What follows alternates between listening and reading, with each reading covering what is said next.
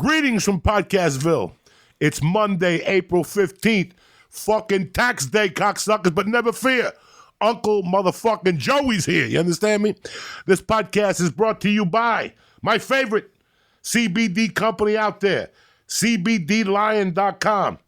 Listen, picking a reliable CBD company, you don't know who the fuck. Everybody's got gummies at fucking liquor store. You don't want to deal with these people.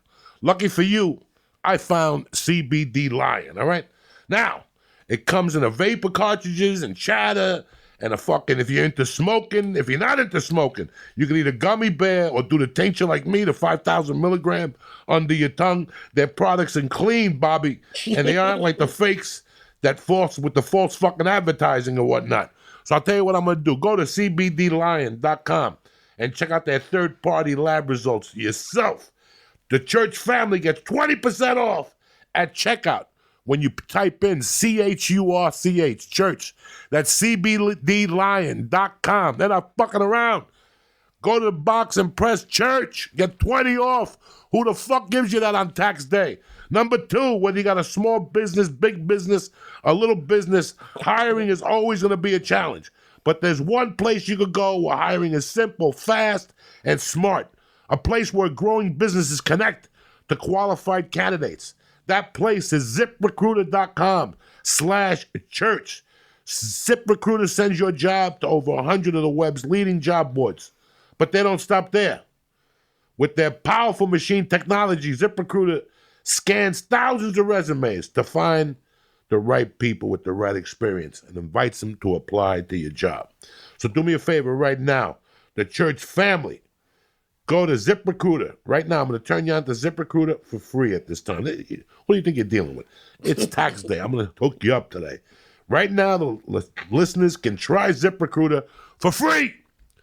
Gratis. All right? Go to ZipRecruiter.com/church. That's ZipRecruiter.com/church.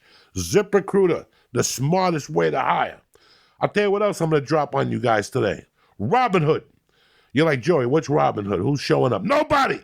Robinhood is an investment app that lets you buy and sell stocks, ETFs, options, and cryptos, all commission free, okay? There's no account minimum deposit needed to get started, so you could start investing at any level. Today, Robinhood's going to teach you, let's listen. With Robinhood, you can learn how to invest in the market as you build your portfolio. Robinhood is giving the family, the church listeners of What's Happening Now, a free stock like Ford, Apple, or Sprint to help you build your portfolio. Sign up at church.robinhood.com. That's church.robinhood.com. Learn and get your life together with Robinhood.com.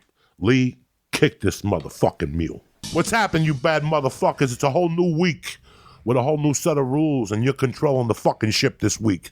Don't give up. You understand me? We had a fucked up week last week. I had a lot of shit going on. When I got off that plane from fucking Pittsburgh, I had 22,000 fucking pains, connecting flights, 40-minute fucking rides to the airport. My liver hurt. I had a fucking temperature. I had stress from I had to take a stress test, and I'm scared of fucking needles. When you saw me here Monday all cool and relaxed with Jennifer Pryor, I was shitting fucking pickles.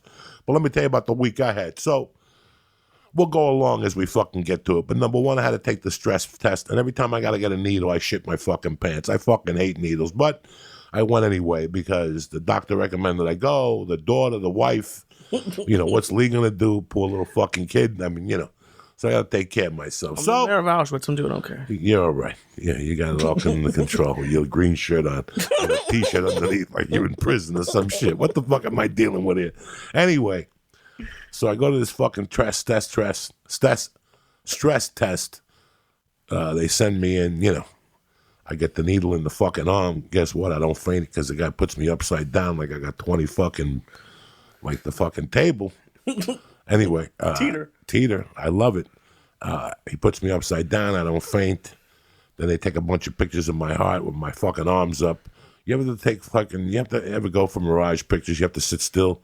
That's when everything itches on my fucking body. When I gotta sit still, I get itches in places you never even fucking seen before. Crevices up my ass. The stink zone. My armpit, my stink zone. I mean, I fucking had to sit there like a mummy for 20 minutes, and they take you in the back. Poor little Filipino guy. He just got here like 3 weeks ago, and they put him to work right away before the Dream Act expires. He's in the back fucking speaking Mexican.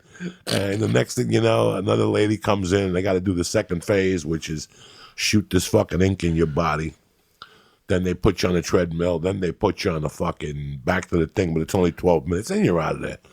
And I'll tell you what, the last time I did it, oh my God, when they shot the ink in me, it was like fucking doing heroin without doing heroin. Your heart pumps, you start seeing little fucking spots. I started sweating profusely. I got nausea. This time, the dude told me, he goes, just move your legs. It's going to shoot into you for 4 minutes. Then for a minute, it's going to do this. And I'll tell you, at the 3-minute fucking mark, I could feel it in my throat. Like my throat was starting to pop up. But I kept kicking my fat little fucking legs. And then I thought they were going to put me on the treadmill, you know what I'm saying? We got up there for a few minutes, but nothing really happened. I didn't get, like the last time, I couldn't see. They had a window, so I didn't get no anxiety. I was in fucking shock. And then I went back and did the 12 more minutes and pictures, and I was out of it, and it was like a fucking rock falling off my... But when I was there, the lady goes, listen, you're breathing weird. Something's wrong with you. I don't know what... So now I got more dilemmas. Now my head's racing. Now for 3 nights I haven't slept because of this fucking needle. Now I got to deal with, and the doctor couldn't see me that day, so I had to go back the next day. And what I had was like a fucking light pneumonia. Like he fucking threw some antibodies in me that were, it's the shit you take 10 days before you go to the jungle. Antibiotics. That's what he told me. That's how strong it is. And I could feel it. I tried to work out for 2 days. It was rough, yeah. But you know what? We got to keep pushing. The good news is, listen, for the next 3.5 weeks, I got to go fucking between New York and here and Texas to shoot 2 different fucking movies. So I'll be back and forth. Now, when you listen to the podcast, these all have been pre-taped this month. They're going to be pre-taped to the end of the month. I'm not going to tell you who the fuck is going to be. I'll tell you who didn't get on last week was Alex Jones. And it's my deepest apologies. We had done the second podcast that day, and he was running late, and Eddie was running late. So, you know what? I was seeing spots on Wednesday. When I first started the antibiotics, that, the first podcast was long enough. I had to cancel my spots at the store Thursday night. That's how bad I felt. I had green shit coming out of my nose and mouth that I had never seen before. When we finished the podcast on Wednesday, I was driving home and I couldn't breathe. I had a green fucking snot in my nose that was green like Lee's fucking shirt. It was disgusting. And I couldn't find a fucking napkin. I had to drive. I couldn't even fling it off my fucking finger. It was so disgusting. Usually I eat those things like a savage, like it's an hors d'oeuvre at a fucking nice little white party. But this time it was so disgusting I couldn't even fucking eat it. That's how much shit I had in me. So you know what, man? I'm taking it easy. I start shooting this movie Tuesday, maybe a couple days, and I come back. Then I'm off to Minneapolis this fucking weekend. That's sold out. Then 4 motherfucking 20. We're in Milwaukee. There's a couple tickets left for each show. So see what you got left and put it together. But that's not the main thing I want to talk to you guys about. Lately, I've been getting a lot of hits, like what happened to this and what happened to that. Listen, guys, let me tell you what's going on with this. You know what, man? Since I was a kid, I've always liked to evolve. There's always something you could do to better yourself. Always. If you're honest with yourself, there's always something you could do. Like there's always shit to cut back on, or, you know what, man, I have been eating. You ever get on the scale and you're 22 pounds heavier, and you go, I'm not eating that, and all of a sudden you think about what you've been eating lately. Like, fuck, all those fucking shakes do add up. I'm not fucking 18 no more, where I can have 2 milkshakes a day from Carvel and dip. You can't do that shit all your life, So every couple of months you have to look at what you got and reevaluate and see what's going on. Let me tell you something. The last 2 years, my house has changed. The last year, basically. The home has changed. Again, it changed when I got the kid in. Then it changed again when she went to pre-K. Then when she got to kindergarten, it really fucking changed. Like, every day at 4 o'clock, my day ends. Whatever the fuck I'm doing, unless I'm getting a fucking envelope, my day ends. Because I got to go pick her up. And then you got martial art classes, you got swimming, you got gymnastics. It never fucking ends when you have a kid. People at home that are listening know that it never ends when you have a kid. But it also carried over to the podcast. Like, listen, man, from time to time, I'm up at night late, I can't sleep, I have insomnia, and I'll listen to an old podcast. And, I'll get a laugh out of the podcast, but I'll see a lot of dull spots in there, And I'm like, you know what, man? I got to clean up our act. We've been doing this podcast for 6-7 years. And we're very fortunate. If you've noticed, there's people who have switched podcasts 18 times in 7 years. I wanted to prove a point when I started this podcast with Lee that we don't quit. You know what I'm saying? No matter rain, snow, shine, this is what you do. You give them something when you tell them you're going to give them something. So, listen, if I didn't give a fuck about this podcast, I could just come down here and torture Lee and do edibles. And you know what? Eventually, you'll think it's cute and you'll move the fuck on. Well, guess what? I'd move the fuck on, too, because nothing's going on. So, I don't know, for the last year, I just noticed Lee was having a hard time. One night, we're here doing bong hits, and this poor bastard coughed, and I seen blood on his fucking hands. At that point, you got to start thinking about what the fuck are you doing with your life? This poor kid gets bronchitis every 90 days. He's not used to this shit. Listen, I'm showing up with weed here. You guys think we're fucking with you. Like, I go to certain weed stores because they give me 31%, 30% weed. They know what I like. The owners know I give them fucking love, so they save me the best of what they could get. Even if they don't carry it in the store, the guy will say, give me an ounce for Joey. And I'll just put that motherfucker away. That's what I do. We smoke some strong fucking weeds here. And I've seen, you know, like I'm at home doing 20 of these bong hits all fucking day. 6 in the morning, 5 at 2 o'clock, another 6 at night. I do 2 of them with Lee, and I see where the poor kid is.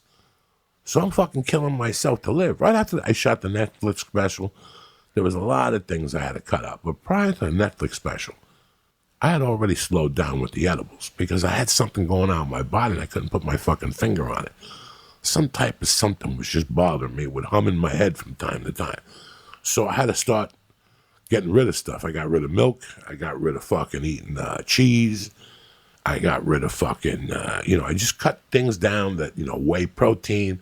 I cut all the stuff down that I thought was affecting me. And you know what? The edibles, man, they're a lot of fun. The Lord knows we ate 29,000 million milligrams in 4 or 5 years. It didn't stop in here. But if you want to evolve, you know what? If I want to give you a better podcast and I want you guys to have a better experience, yeah, from time to time we have the right guest. We get high, you know what I'm saying? But if not, let's do the podcast fucking straight. Let's try doing the podcast straight. I couldn't do the fucking, what's the thing I was doing? The free thing? The morning joint? The morning joint and also. Again, listen, I don't know if I told you guys. One day I went to pre-K to pick her up, and like that day, my wife pulled me over. She's like, you can't get high and go in there no more. I guess you went in there no more. You smell like a pot forest or some shit. Kids passed out after you left the fucking building or something. I don't know what the fuck. So, you know what, man? When it comes to us fucking around, I could fuck around. I got time to fuck around. But when it comes to my daughter, listen, men don't have a chance to make mistakes. Women and fucking kids do. We don't have a chance to make mistakes. So I couldn't go back to that school stone. So I can't smoke 20 bong hits in the morning and drive to the fucking school and let those people see me like that. Or go to kickboxing at 9 o'clock. I just couldn't do it no more. I could do a bong hit or two. Don't get me wrong. I love my marijuana. Whew. Ain't nobody fucking quitting here. The last 3 days, I haven't even smoked pot. Just because I had this chest in my cold, and I do not want to travel with this chest in my cold. This cold in my chest. This is how the downhill started for Ralphie. Was with a pneumonia. If nobody remembers, about 3-4 years ago, they put him in the hospital for 4 weeks in Florida. You couldn't even visit the poor bastard because he was in a fucking hospital because his lungs couldn't take it no more. Ralphie would go from city to city, and he was such a sweetheart of a guy that he would smoke with everybody. And when you're going to one city a month and coming back and smoking, that's one thing. But when you're going to 4 fucking cities in a month and you're smoking 4 different types of viral flus with people, you're eventually going to get sick. And he got sicker and sicker. Then he got a fucking cold that would not leave him, a cough it was just horrible, that he had for about 6 months. And next thing you know, he goes on a fucking cruise ship or something, and they got to take him off the cruise ship. I feel bad for those guys that had to carry him on those skinny fucking steps. They had to fucking put metal on those steps. They had to get him off on one of those beds and shit where they 4 guys got to hold each side, like the 600-pound life, yeah, like a stretcher. Oh my God. He told me he was never so embarrassed in his life. It's when you can't breathe, it's terrible. It's terrible. And I went through it Sunday night this week. I came home. I'm not kidding you guys. I don't complain about being fucking sick. My liver fucking hurt. And there's nothing wrong with Pittsburgh. Pittsburgh was phenomenal. But now I didn't have the best sets of my life. I didn't have the sets I wanted. And looking back, I was sick. It was crazy how sick I was. When I go to a town and I don't work out one time, like I was going to go to Stout in Pittsburgh, I couldn't do it. I couldn't even fucking move the next day. I would eat breakfast and have to go right back to bed.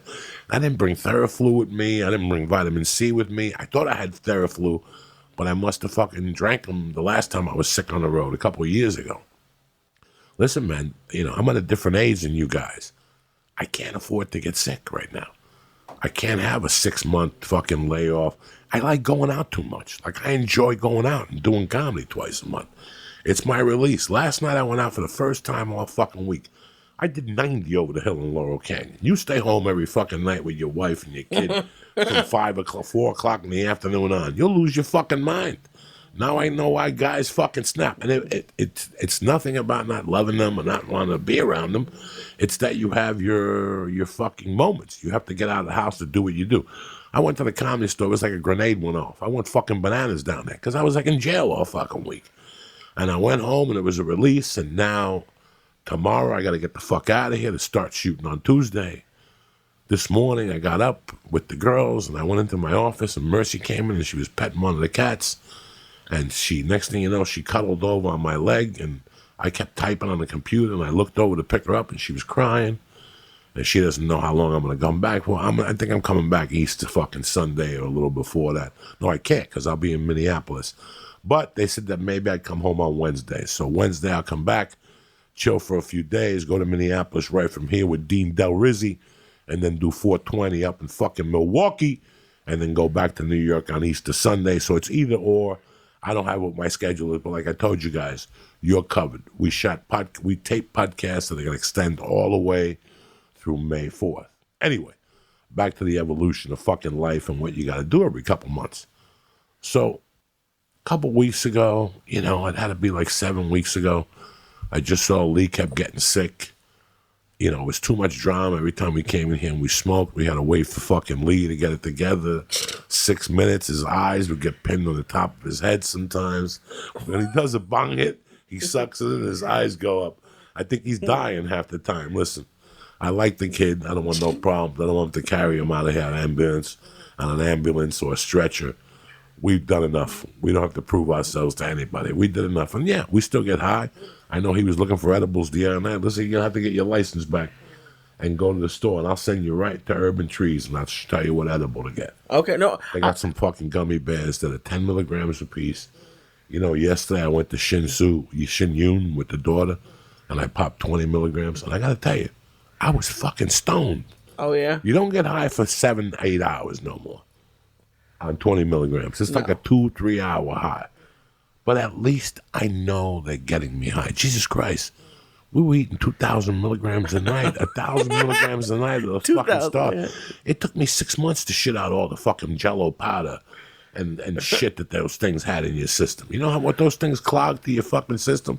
Now you wonder why I eat brand fucking muffins and drink kombucha every day and eat yogurt as much as I can with bananas and fucking a little bit of granola, because you got to balance out your stomach. You got to put those fucking those things back in your fucking stomach. If not, you can't shit. You're all backed up for fucking weeks, so you got to take care of yourself. And I just figured that, Jesus Christ, we've done the podcast all this time. Why not give it a breather? And you're going to see the quality of the podcast. It's not a longer podcast no more because we're not forgetting our topics. We're rambling to death. It's a fucking shorter, more concise, get to the point, let's wrap it the fuck up. I know you people want to listen to other podcast type. I just want you to maintain Uncle Joe in your life and don't get rid of me. Listen, we got our ups and we got our downs just like anything else in life. The podcast business like anything else. That's why I tell people the hardest thing you could do is like late night TV. You got to be funny 5 nights a week. Guess what? That's not going to happen every night. And you're not going to have a great show 5 nights a week. But as long as you go in there, give it your all, and you show up, and you know that you're in there, and you try to give the people something fucking different, they'll fucking work with you. And let me tell you something. Not only am I upset about, I'm not upset about this movie and the other movie in Texas. I'm not upset at all. I'm upset that I have to leave my family for 4 weeks, 5 weeks. I'm shooting both of these movies starting Tuesday the 16th, and I'll be shooting till the 17th of fucking May, going back and forth between Texas, New York, and motherfucking Los Angeles. Yeah, I'll get to see them, but you know what? I'm used to seeing them 5 fucking days a week. So, but again, you know what, man? Even at 56, you gotta learn how to get out of your comfort zone from time to time. I got places to go work out when I'm in Texas. I got places to go work out when I'm in New York. I got friends in New York. I got friends in Texas. So both places, and I'm not doing any comedy. I'm just focusing on the movies. That's why I had to reschedule San Antonio and Dallas, which got rescheduled now the 8th and the 9th of September. I don't know what city, but I'm going to put them on my website before I fucking start traveling. We rescheduled. The dates are in, and then November 7th, I'm at the Motor City Casino in Detroit. So everything is great for you guys. I got to tell you my little concert thing. So I busted you guys' balls about the Mick Jagger documentary. Okay, good and final. But when I saw it, I figured out that, yes, I want to get back into the concert scene or just get out to be entertained. Yesterday when I went with my daughter and my wife to Shin Yun, I forgot what it was to be entertained. And the only way you can entertain is by getting entertained. And you guys know nothing floats my fucking boat. I don't give a fuck about half these shows on TV. But you know what floats my boat since day one? Something live. I've always enjoyed live music or people jumping up and down or some people playing congas in a park. I've always been mesmerized by that. Like, not when you're doing the conga line with a bunch of filthy fucking hippies and some guy. No. I don't like that shit. I'm talking about music. When I'm in Central Park, or I like live performances. I even like live dance. Like, I don't mind watching live dance. It's an expression of art.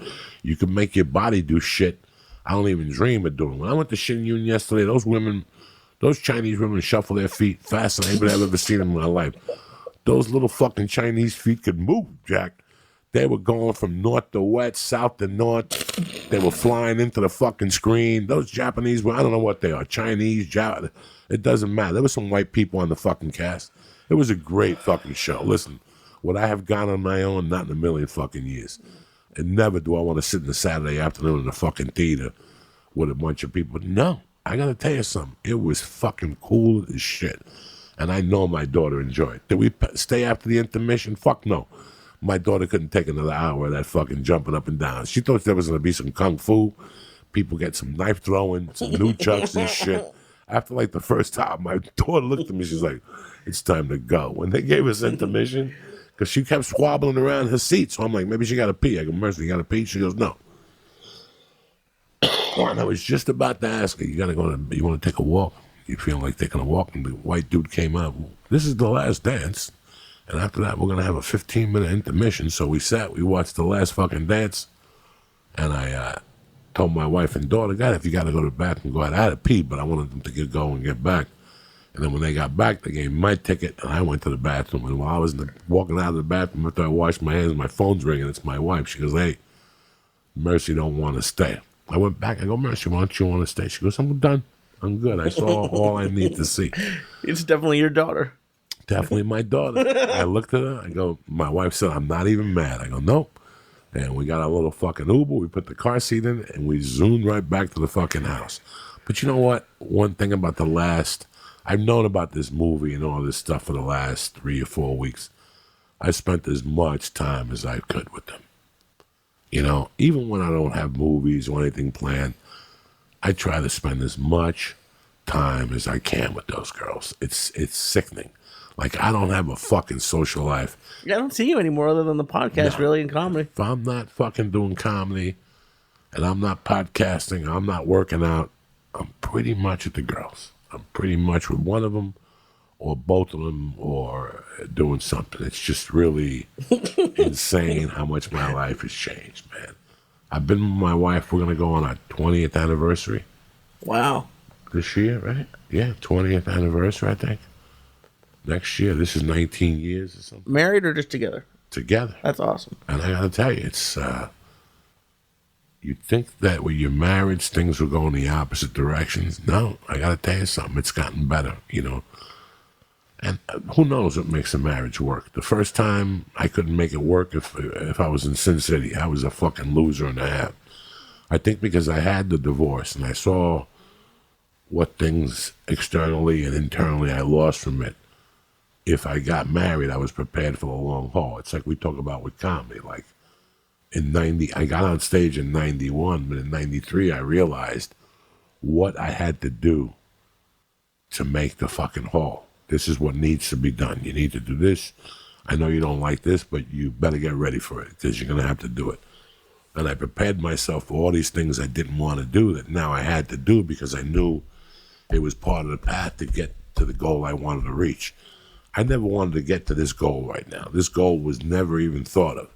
It was just a goal of survival, being able to travel from week to different places, stay off the radar. But you know what? Hard work brings a result, and that's why we're here, and that's why we're in this room doing this fucking podcast. So you never know until you fucking get down the path. But it's so weird. In the 80s, I saw the Scorpions, and then I think me and Perry Vidge and a bunch of other guys saw a small Shankner tour in 83 or 82 or 81. I don't remember what anymore. And I've been waiting to go see fucking Michael Shankner. And I think in January, Dean Delray and Danny from the Comedy Store, the sound guy in the main room, a sweetheart of a guy who I've known how long I've been at the Comedy Store, said to me that Michael Shankner was coming with...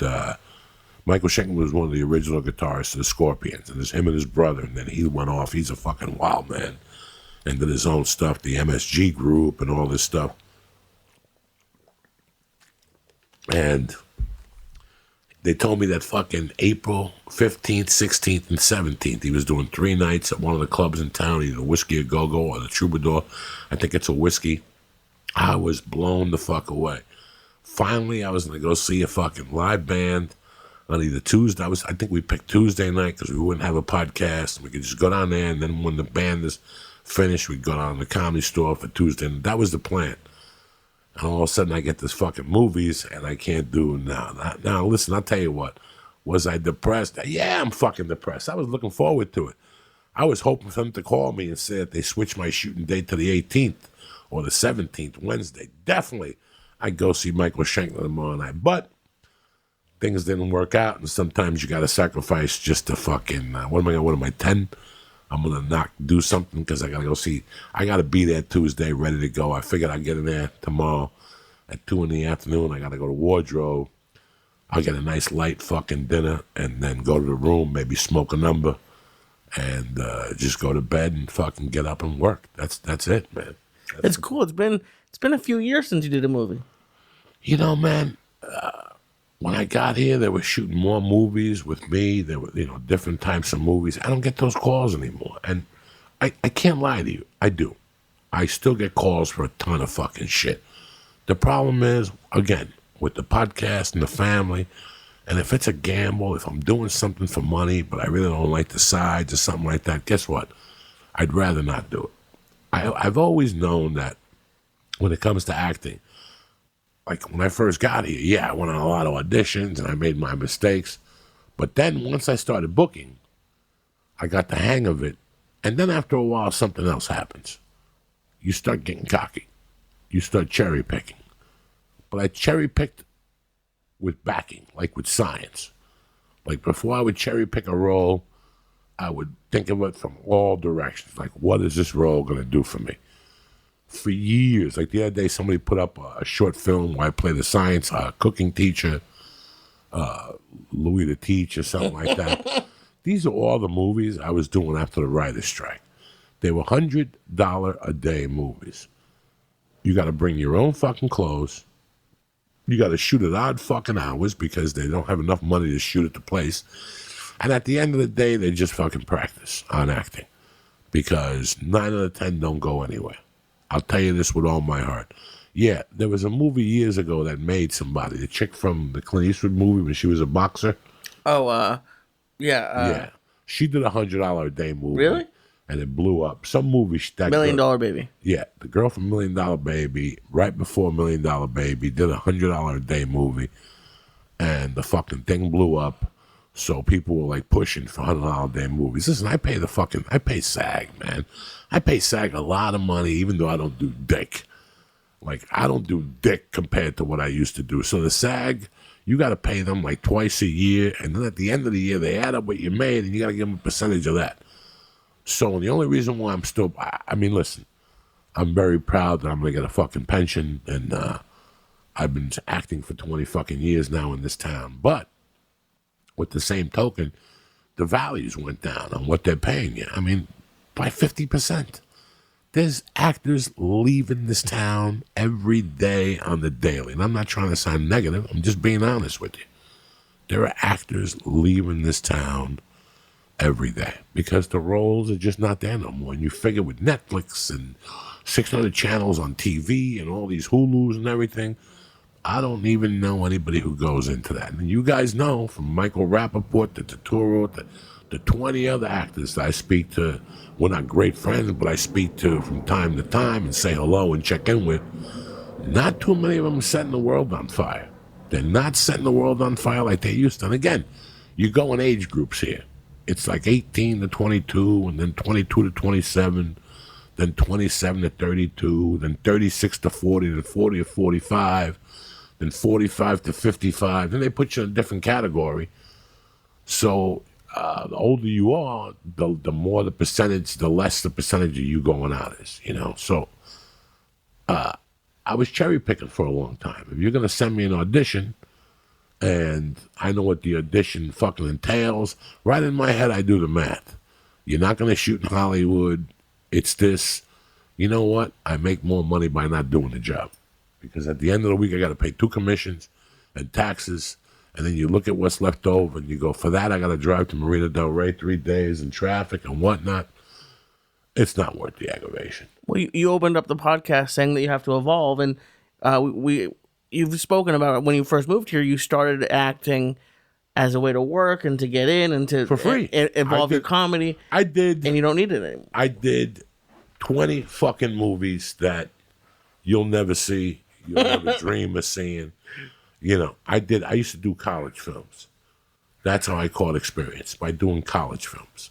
I never stopped. I just kept doing college films. Every time I had a chance, I'd do more and more college films. And eventually I popped out of that. I did that for about 1.5 years. And then I got into the commercial business for a while. And that was great. That's a lucrative business. And then I got into the real theatrical of it. And I booked basketball, and I booked when I moved here, I already had a pilot. And then it was slow for 2 years. I really focused on my comedy. And maybe 2001, 2002, once I went with Mad TV, I was off and running, and that lasted to 2007. And then the strike came, and right away when the strike happened, I was on Greg Garcia's show. My Name is Earl. My Name is Earl. And he would have kept giving me episodes. I mean, he just, at that point, he would just call me at 2:30 for a 4:30 shoot to get there to the Valley at 4:30. So I had friends just giving me roles, but it just went down the pipe, and it just went down the tubes. And the interesting thing was that when I signed with Justin, the guy who books me comedically, they didn't have a theatrical department, and my agent wasn't doing a good job. And I would still get these little offers for YouTube series that didn't pay dick, didn't pay dick. I looked at the director. It wasn't nobody noteworthy to work with, like, is he going to lift my career up? Is he going to bring something different to the table? And I started saying the word no, which throughout the month you'll hear a couple actors that came on in comics, and they're going to, tell you that sometimes it's okay to say no. If you don't feel like this is going to get you to where you want to be, it's okay to fucking say no. And from time to time, I started saying no. But the last 3 or 4 years, I keep getting these things that are legit offers. They're just undoable. Either undoable because the script sucks, or undoable because I can't get there. It's 2 planes to get there, and it's a 1-day shoot, but it's 3 days of my time, and I have to cancel 2 podcasts. And then right from there, I got to go to a road gig. And you know what? Like I said, I'm getting older. I can't handle that shit no more. So I've been cherry picking. But I told my agent about 6 months ago. He kept saying to me, look, you're getting these offers, and they're just not whatever, do you feel bad? And I go, no, I'm a guy at the plate. Sometimes you gotta wait for a fucking fastball. They're gonna throw curveballs at you. They're gonna throw knuckleballs at you. They're gonna throw screwballs at you. But if you're patient and, they're gonna throw you a fucking fastball. And, I got a lot of offers for voiceovers, which I've been doing a lot more lately. I've done like 3 or 4 voiceovers this year. I started out the year by doing the Theo Von pilot and the Danny Brown pilot for Vice. And I did another pilot for another dear friend of mine. So, you know what? I had a good little fucking year going. And next thing you know, I got this offer on this movie, which I signed the confidentiality agreement, so I can't really speak about it until they let me sign off on it. And this movie's going to be dynamic. It's going to be fucking tremendous. I got a nice little role in it. It comes out next year on a theatrical release. I'm going to try to get the book to come out around that time. I'm going to try to get another CD out around that time, just to highlight the movie from a professional way, like in the old days. When you hit with 3 or 4 things, not just a fucking overhead right. You got them with an overhead right, 2 body shots, and you come back to the top with a left fucking jab or something. 3-piece and a soda. What's that? The 3-piece and a soda. The 3-piece in the soda. That motherfucker's going to be on. I'm leaving town, and he's coming in. Fucking George Masvidal. He'll be here Tuesday, I think, doing Rogan's podcast. So that's the way it works. Also, I had Danny Brown in town the last 2 days. We couldn't get him on the podcast. So if it isn't one thing, it's the other. It's been one of those weeks. And again, my apologies to Alex Jones. I couldn't tell him on the phone I had the flu. And I felt, I'm the type of guy when I'm sick, man, I don't want people around me. If I care about you, I don't really want you around me. I'll tell you why, because you're going to get it. You're going to get it. If I got this flu, let me tell you how strong this flu is. You ready for this? I got a kid in kindergarten. Every time you walk in the kindergarten, it smells like death in there. It smells like fucking death in kindergarten. You could tell the flu is floating around the fucking air. Every time my daughter comes home and I hug her, I love her to death, but she smells fucking horrible. The crease in her head where the part in her head where her hair little parts smells horrible. It's my daughter, not really. It's all the kids she comes in contact with all fucking day. And they all have something. So my immune system's been built the fuck up for the last couple of years because of having a child. I already had the flus I was going to get from her already.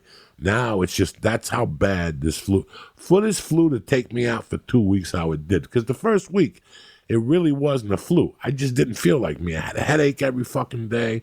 You got that thing in your throat where you think you're going to get sick in 2 days, but it really doesn't deliver. You're spitting mild colors, but nothing really serious. You know what I'm saying? Like every 3 spits is like a little fucking yellow, maybe a little piece of blood. How often are you spitting? You got to spit. When you drink a lot of water, when you work out, you're fucking spitting. But last week when I was in Pittsburgh, when I didn't even feel like working out, I already had the body aches. Once those body aches hit you, that's when it's fucking real. And the temperature broke, I think Wednesday night. I went to bed and I took my shirt off like a savage and the fan was blowing on me. I said, fuck it. I put the fucking covers over my head and I could right there, I could feel. When I woke up the next morning, it was just a puddle of fucking drench under me. So the temperature broke after 2 antibiotics. And Thursday, I still had a canceled store. I still had green snots and stuff. Friday, I got a little better. Yesterday, I got a little better. And today, with the grace of God, I'm ready for Monday the motherfucking 15th. Yeah, I still got half the bottle of antibiotics to eat. But who gives a fuck? Another plane ride tomorrow, I'm definitely putting one of those Japanese masks on the plane. I went and bought I went and bought 20 of them. I can't deal no more. Listen, these planes are filthy. Especially now, without the 737 that went down. Now they're putting more people, more fucking planes. And so you're gonna do a bow when you get on the plane? Oh, I'm doing the whole thing. Like when I was over at the University of Colorado, when I was faking the funk. Oh yeah, and just talking Spanish. If you listen to the Tom Segura podcast this week, you're missing out on fucking life. You understand me? Listen, I made a constant decision when I came back from the Netflix shoot that I'm not fucking around no more. I only go to the Comedy Store just so I'm on high alert at all fucking times. You understand me? I'm on high alert at all times. Leah, tell you. Lee will tell you that I'm on high alert at all times. 7 in the morning, I'll get a call. I'm striving for the fucking funny now. Oh. And it's the truth, and that's just how, as bad as it is. I don't know what I got left on this planet, and I don't know how much I got left on this fucking stage. Jesus. But from now on, every time I go on that stage, I'm giving you everything I fucking got. The same thing with podcasts. I love you people who contact me. Hey, can you be on my podcast? Look, number one, I don't know you. I'm not walking into a nest of debt. I don't know what the fuck you got. Number two, I don't do that many podcasts. And there's a reason for that. One, I just don't have the time. And two, there's no reason to do 80 fucking podcasts a month. Because I'd rather go on a podcast and kill it than go on 3 podcasts and be mediocre. That's my philosophy. Listen, we do 8 podcasts here alone. Out of the 8 podcasts, 2 of them are sensational, 4 of them are passable, and 2 of them you want to shoot yourself after 25 fucking minutes. And I understand that. That's the law of diminishing returns. But since we stopped smoking reefer, they're going to get better every month. I'm going to do better interviews. You know, hopefully Lee will keep the fucking camera where it's supposed to be, looking at me directly with a little box. I want you people to feel me constantly on a constant level. And I also want you to feel the guest on a constant level. That's why I don't like the wide shots no more between 3 people. It's either me, him, or the camera's on Lee because he's fucking talking. All these things improve a podcast, and this is what we've been working on the last couple months. Like I said, they're not all going to be Academy Award winners. Let me see a director, James Cameron went from hero to fucking zero. He's throwing fucking dust at you. But James Cameron also did that fucking movie, End of All, whatever. What is it? Avatar, End of All. I don't even fucking know anymore. It was close. For you, it was pretty close. Avatar. He also had $80 million to work with. We don't have $80 million to work with. We're working on a limited fucking budget here. We got what the fuck we got, all right? We're not part of a network. We're not part of no communism fucking show here. This is just us giving you love every fucking couple days and throwing some fucking heat just to let you know what the fuck we're thinking here on a beautiful Monday, April motherfucking 15th. Tip top Magoo. You got your health, you got your family. So what? You ate a couple fucking down pills last week. Who gives a fuck? It's a whole new fucking week. You know what I'm saying? Just don't eat fucking pills. Just smoke a little reefer. Relax. Get your life together. That's what these whole new fucking week. That's why I love Mondays. That's why when I travel, listen, you couldn't fucking pay me to stay in your fucking town on a Sunday. I don't give a fuck if you show up with 1,000 fucking chicks to suck dick, then you kill them afterwards so they don't tell nobody. You never want witnesses. No, I like to come home, eat the Lord's Day dinner with my family, and then by the time Monday morning comes, I'm fucking rested, and I'm ready to take the fucking week down like ISIS. You understand me? I'm ready just what the fuck are you laughing about there? Ali Sadiq there? The ISIS, yeah. No fucking ISIS. I'm just telling you motherfuckers the truth, how I feel, and what we're going to get going for you from now fucking on. You understand me? Don't forget, you got your fucking, you got your motherfucking 420 show in Milwaukee, Wisconsin at the Pabst Theater. Me and my man Dean Del Rizzi, he was in Detroit last week and killed him at Mark Ridley's Comedy Castle in fucking Royal Oak, Michigan, a little suburb outside Detroit I used to visit years ago. They didn't like me in Royal Oak. They looked at me 20 years ago like I had problems. That's why I only went there one and done, Jack. I was like, whatever that coach is. What did he do with those people? He won and done. Calipari? Yeah, I was one and fucking done when I went to Detroit. But listen, I gave it a shot. That was a long time ago. I'm a different comic today. And that's all that matters, man. But listen, things could be a lot worse, you know? We're doing our job on the podcast. We got these fucking little movies. Lee is doing stand-up. You know, he's trying his best to get it together. And we're healthy, and that's all you could fucking pray for in 1 week, man. I mean, we come on here, a couple times a week, and you let us into your fucking living room. Some of you let us into your fucking hearts. I get the messages, I read them, and I'm very appreciative. You guys, if you listen to Cigar, I went a little fucking off on there. But again, if you know me, you know I don't fucking mean none of those things. I just talk like that just to fucking, because it's the truth. When those fucking, it's the truth. Well, you said, I don't mean it, but it's the truth. It's the truth. I don't mean it from the heart, but it's the fucking truth. You know, those kids, those parents putting their kids through college and paying off all that fucking money. Who does it hurt? It hurts fucking minority kids. You know what I'm saying? I mean, I didn't say it like that, but I had to paint a true picture for you so you see what the fuck is going on here, so there's no misunderstandings. You understand? I feel you. But no, I really appreciate you guys sticking out with us. Like I said, the next 2 weeks, they're going to all, and I got great guests. We got great guests, great surprises. I'm not going to give you no fucking names.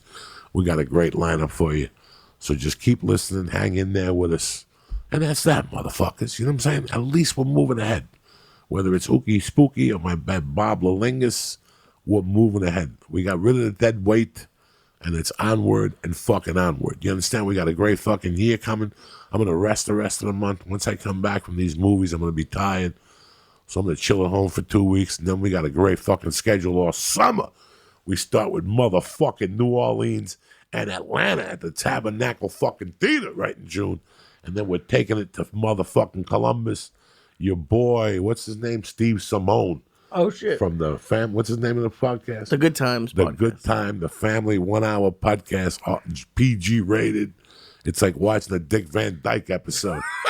He's coming with me because he's restarting the podcast up. Yeah, we're doing it this week. I think he said he's going to start it up on Tuesday. It was a very interesting night last night at the Comedy Store, man. I saw Simone, I saw Rick Ramos, and I saw Jason. What's his last name? Lucas. And those guys were the Three Stooges 20 years ago. Yeah. They were all three doormen looking for their fucking way, you know. Jason Lucas is a fucking editor now, and God knows what Rick Ramos does. He's just fucking watching movies and talking shit about them. I love him to death. He was talking about movies last night. It was interesting as fuck. We got to get him back on when I come back. And Steve Simone, and it's so weird. I was talking to Jason Lucas, and I told the story on one of the podcasts we taped last week, which you guys will be listening to, how long I've known Jason fucking Lucas. I met Jason Lucas when I was a feature act at the Comedy Cabana in Myrtle Beach, South Carolina. He was the opening act. And he kept talking to me about the Comedy Store and whether things true. And I told him yes. And he fucking, he said he would be coming up. Would I help him out if he came up? I go, you know, I'm just getting peed on myself over there at the Comedy Store. But I'll do whatever I can to help you. You know, whatever I could do, I'll fucking help you. You know, at that time I had no pull. I didn't know any, but I still don't have any pull. I don't know who the fuck's running that joint. I keep out of that shit. It makes my longevity that longer. And one night, I started coming up to the store, and you know what? He started paying at first. He would pay every night and come to the store and sit in the back and watch and keep his mouth shut. And then they started letting him in for free. And I'd see him back there from time to time at night when I'd follow Mooney. And he'd give me some notes and shit. And I'd look at him like, this kid's crazy. He comes here 3-4 nights a week to watch. I go, why don't you just get a fucking doorman job here? And that's exactly what he did. He got a door guy job up there, and he was up there every night watching. And when he got his shot, he fucking became a regular. And you know what? You know, with all the changings of the governments up there, within that fucking moutage with the fucked up haircut when he got caught stealing, you know, Jason Lucas got caught. Like, nobody really knew who he was, but he kept going up there and he kept fighting for what he believed in. And you know what? The talent coordinator, Adam, believed in him and started giving him late night spots. And last night, he went up before me. He said that he got an early spot. And guys, listen, I'm not here blowing smoke up your ass. That story applies to anything that you're doing, whether it's carpentry, an artist. You just hang in there. You know what? He was lost in the fucking wind there for an hour, and he still hung in there. And he still goes down there. Now, instead of getting spots at 1 in the morning, 12:30, which he's got 3 kids, and he's got to go to work at 8. He's got a regular fucking day job as an editor. He hangs out back there. Does he complain? Does he say anything? No. He goes down there. He does his spot at 12:30. Did he ask anybody to get him spots? Did he ask anybody to get him early spots? He didn't say dick. He just kept going down there at 1 o'clock. And last night he got like a 9 o'clock fucking spot, 8:45. guess what? When I get back here, I'm going to have him on the podcast just so he could tell you the story. I respect that in the fucking man. I respect when somebody just hangs in there. Just keep your mouth shut. Keep your fucking mouth shut. Put your head down and know that no good deed goes undone. Like, no, just keep fucking doing what you're doing. Shut your mouth. Nobody asked you for your opinion. That's for starters. Nobody asked you for your opinion. The more I was watching the NCAA finals, and when I was watching both teams last week, they did not put the ball down on the floor. That's as disciplined as can be when you're talking about basketball. When you turn basketball into just a passing game and do not waste the dribble. The same thing applies to life. The more you fucking dribble, you're going to get yourself into trouble. When you're up there, when you're going for your specific thing, they're not going to give it to you. Nobody's just going to give it to you. You're going to have to take it, and along the way, you're going to get things said to you. Your feelings are going to get hurt, all this shit. As long as you know you're getting something out of this, maybe not today. Maybe not today, but in a few weeks that come, it could be a year, it could be 2 years. Don't give up. Just keep putting your fucking head down and go down there. I was so happy on the drive home last night. Not because of my spot, not because of how I did, not because of Jason Lucas. Because the formula works. I don't give a fuck what they told you, what they didn't tell you. The formula always works. And it has for 2,000 fucking years. I didn't write it, and it will for 200,000 more years after I'm fucking dead, buried on another planet. So stick to it. I see that it always works. I also, last week, put a schedule out. Josh Wolf went to Tacoma, Washington 2 weekends ago, and he bumped into the old club manager at the Seattle Underground, the Comedy Underground, where I developed really as a feature act. I was there for 2 or 3 years. And it's so weird that, again, before Mitzi, I had Carl Womanhoven. Carl Womanhoven was in charge of the open mics on Monday and Tuesday, and he would make the list. And if you look at the list I put up, I was like number 4, maybe number 5. That was my first open mic up there. The guy believed that he got it, because I had Rick Kearns call him, a comic, dear friend of mine at Denver, and he blew smoke up his ass. And he put me up for the open mic, and he put me on number 5. By the time I left 2 years later, I always was closing those shows out. Like, I was the headliner on all those shows, and he guided me through that. I was very fortunate to have that timepiece with him because he guided me through that. I would go up there every Monday and Tuesday, and one thing I did was I gave him the respect he deserved. He took care of me, so I had to take care of him. I did the main thing that all those people want to see. I wrote. I made a little bit of progress every week for him. Every Monday and Tuesday I went in there, and I know to save 2 minutes for Monday and 2 minutes for Tuesday that were new, and I remember switching them around. I used to say a joke back then that he used to get a big kick out of, and he gave me a bunch of tags for. That's what he was well known for, Carl Womanhoven. When you got off the stage, he'd give you tags. Even at that level, I would never use them, but I'd write them around. Those tags expanded your mind. He made you think a different way. And I remember after a year one night, on a Monday night or Tuesday, he made me follow Rick Ducommun from The Burbs and what's the other movie he did with fucking Tom Hanks with the fucking, what's the animal? That Groundhog Day with Bill Murray. He did that. Rick Ducommun was a brilliant comic from Toronto, Canada. God rest his soul. Fucking great guy. And one night, he wanted to test my balls, Carl Womanhoven. He didn't say nothing to me. He didn't say nothing. I got down there and I'm like, what's going on? Am I going up tonight? He's like, yeah, you're following Rick. And I'm like, who the fuck is Rick? No, I didn't even know who Rick was. He goes, you're behind the next guy. And because he didn't show me the guy's belt, it's like in jiu-jitsu. When you're going to go wrestle with a guy, he's got a brown belt, you got a blue belt. Right away, your fucking skunk goes up, your tail goes up, and you get a little weaker or whatever. That is to make you tougher. You know, so if somebody doesn't have a belt on and you don't know what his rank is, how are you going to go into it? You ever think about that? So it's the same thing in life. If you don't know who this guy is going up before you, it won't make you nervous.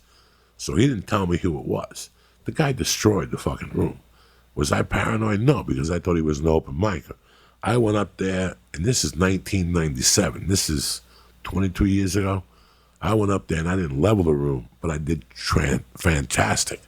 And when I got off the stage, I remember all my comedy guys like Josh and Tana Manu and Brody Stevens and fucking Chard Hogan, they all came up to me and they gave me a big hug and they're like, you did great considering who the fuck you just followed. And I'm like, who the fuck did I just follow? You just followed fucking Rick Ducommun. He's got an HBO special, blah, blah, blah, blah, blah, blah. And that in turn made me friends with Rick. Like, once I started looking at him closely, I realized it was a guy from Groundhog Day and the guy from HBO. And I formed an immediate bond with the guy. He gave me his number and he told me if I was ever coming to LA to keep in touch with him. And he pretty much, the first year I was here, he was one of my guides before Rogan, before Jimmy Schubert, before Paul Mooney. He was my guy. He taught me how to call in for spots at the store. He gave me a recommendation at the store with Carlos Mencia and Doug Stanhope. I mean, I loved Rick. You know, it's a shame that he passed away years ago. He told me stories that they wouldn't give him spots at the Improv. So he would wait for the show to be over, and he'd bring his own little spotlight, and he would buy everybody a drink at the bar and make them come in to watch him just so he could build an audience. This is before they had the lab. This is before they had anything. That was the mind of Rick Ducommun. He also taught me something really, his wife told me a story one time. He had just done David Letterman, and they drove from like New York, because the Letterman set finished at 7. They drove from New York all the way to wherever the fuck they lived in Ohio. Not where they lived, where her mother was from. And they got there in the middle of the night, and Rick slept all day, ate dinner with them, and after dinner he was sitting there talking to his father-in-law, but he was putting his sneakers on, and his wife said to him, where you going? And she goes, on the drive here, I saw there's a pizza place down the block, and they're doing an open mic tonight. The guy just did Letterman HBO specials. She goes, he's at a pizza place, and I know they're doing an open mic over there. I'm going to go over there and try some new jokes. And she said to him, but you just did Letterman last night. And he goes, that's my point. I got to start the fucking next day. So all those little experiences for me and those little ideals that were put in my head were put now by Carl Wolmenhoven. So maybe if he comes down to LA, I'll get him on the show. He's still alive and kicking. Josh says he looks better than ever. And you guys saw the names on there, from Brody to Lahai Frambula to Josh Wolf. Those are the fucking days when I used to sleep in my car. I lived with a stripper. You know, we were just doing spot. We were just fucking kids. And here we are 24 fucking years later. So the struggle never ends. And that's what Monday's all about, to remind you that the struggle never ends and you always got another fucking week to go, all right? I always want to thank you guys for supporting us for the last 6 years. It's always a fucking pleasure. Half of yous, we've become friends on the outside of this, so that's always fucking great too. And I hope that you get something from these podcasts. Yeah, I say some raunchy shit from time to time, and we torture Lee and we do drugs. But the heart of the podcast, the whole reason of what would be is so you guys get something out of it. And thank you very much. I will be checking in with you guys. I will not have Facebook on the road. I do not ever bring Facebook on the road, so do not Facebook me. If you need to get a hold of me, tweet me only. Just tweet at me. Tweet at me or leave me a fucking Twitter message, and I'll get back to you as fast as I can. Like I said, I'll be on and off with these fucking films till May 17th. I'm not doing any comedy shows after 4/19. There's tickets still available for 4:20 in Milwaukee for the early show and a couple for the late show. It's going to be a great show. You know, bring some reef. Let's do some edibles. Let's eat some Xanax. Let's eat some fucking Vicodin. Whatever you got, bring it. Just make sure you bring some kombucha juice, because I don't want your stomach to get sick next day, and next day you're fucking crying to me, cocksuckers. Anyway, a little word from my motherfucking sponsors. As I told you earlier, even when I had the flu and whatnot, with the body aches, I kept taking my CBD, and I'll tell you, it helped. You understand me? And I know you're looking at me like, Joey, I live in a state where they sell CBDs at stores. I get calls all the fucking time. I get emails all the time. Listen, it's a fucking nightmare finding a CBD that works for you. It really is. Thank God I introduced you guys to CBD Lian. When I read their fucking pamphlet and what they do and the testing, I mean, they broke it down to what kind of color, strawberry cough, stuff like that to smoke of their CBD blends to fix your ailment. That's when I knew these people really cared. And lucky for you, we got CBD Lian because they make CBD products from start to finish. CBD Lian has you covered. Now, it comes in a variety of fucking forms. You can get it in a vape, you get cartridges, you get shatter, and if you're not into smoking, I tell you what, the gummy bears, we got them here somewhere, Lee. Oh, they're good. I think they're You gone. ate 2 of them and fucking your legs didn't hurt no more. Oh, yeah. All right? Or use the tincture like me. You just put a couple drops under your tongue, swish it around, let it go through your glands, and boom, drink a little bit of water. And I tell you what, the next day you're fucking brand new. You got a step in you got some pep in your step. And after a while, you're going to feel a lot better. You're going to go, fucking Joey, I didn't know they come in 1,000 milligrams in the tincture or 5,000 milligrams. I mean, listen, CBD Lian does that great of a job. Their products are clean, Bobby. And they aren't like the fakes that with the false advertising that you see all over the place. Remember years ago, what's that black Chinese juice? Ginseng. Remember they would sell it at fucking 7-Eleven next to the wings. If you buy that ginseng that they put next to the wings at 7-Eleven, you should go to fucking hell and your asshole should bleed for fucking life. No more of that fake shit. And that's what they're going to do with CBD. Thank God Uncle Joey got you CBD Lian. So do me a favor, go to CBD Lian right now. And before you order, do anything, check out the third-party lab results yourself. Read what they have to offer and pick what suits you at cbdlian.com. All right? The church family gets 20% off at checkout when you use the code CHURCH like a motherfucker, 20%. So go to CBD Lian and change your life right now. The church is also brought to you by Robinhood. Robinhood is an investment app that lets you buy and sell stocks, ETFs, options, and cryptos, all commission-free. While other brokerage firms charge up to $10 for every trade, Robinhood doesn't charge any commission fees, so you can trade stocks and keep all the profits yourself. Plus, there's no account minimum deposit needed to get started, so you can start investing at any level. That's simple. Its simple, intuitive design on Robinhood makes investing easy for newcomers and experts alike. View easy-to-understand charts and market data and place a trade. Ready for this one? In just 4 taps on your smartphone. You can also view stock collections, such as the 100 most popular. With Robinhood, you can learn how to invest in the market as you build your portfolio. That's the most important thing. You discover new stocks, track your favorite companies, and get custom notifications for price movements so you never miss the right moment to invest. Robinhood is giving the church family, the listeners, a free stock like Apple, Ford, or Sprint to help you build your portfolio. Sign up at church.robinhood.com. Again, that's church.robinhood.com. The church is also brought to you by ZipRecruiter. This is as good as it gets. You talk about how challenging hiring is, how hard it is to find qualified candidates. It takes too long, too many applicants. Oh, ZipRecruiter makes it easy. Work in the URL once at the beginning, ziprecruiter.com/church. Hiring is challenging, but there's one place where hiring is simple, and that's ziprecruiter.com. Why? Because ZipRecruiter, the applicants, analyzes each one and spotlights the top candidates so you never miss a great match. ZipRecruiter sends your job to over 100 of the web's leading job boards, but they don't stop there. With the powerful matching technology, ZipRecruiter scans thousands of resumes to find the right people with the right experience and invites them to apply to your job. ZipRecruiter is so effective, you ready for this one? That 4 out of 5 employers who post on ZipRecruiter get a qualified candidate to the site within the first day. Let me repeat that again. ZipRecruiter, get out of 4 out of 5 employers who post on ZipRecruiter, you get a quality candidate through the site within the first day. That's results. That's saving you time, and that's saving you money and aggravation. And right now, the listeners, the church family, can try ZipRecruiter for free, gratis, nothing. It's tax day, Joey. How else can you mess up my day? No! ZipRecruiter is free at ziprecruiter.com/church. That's ziprecruiter.com/church, spelled CHURCH.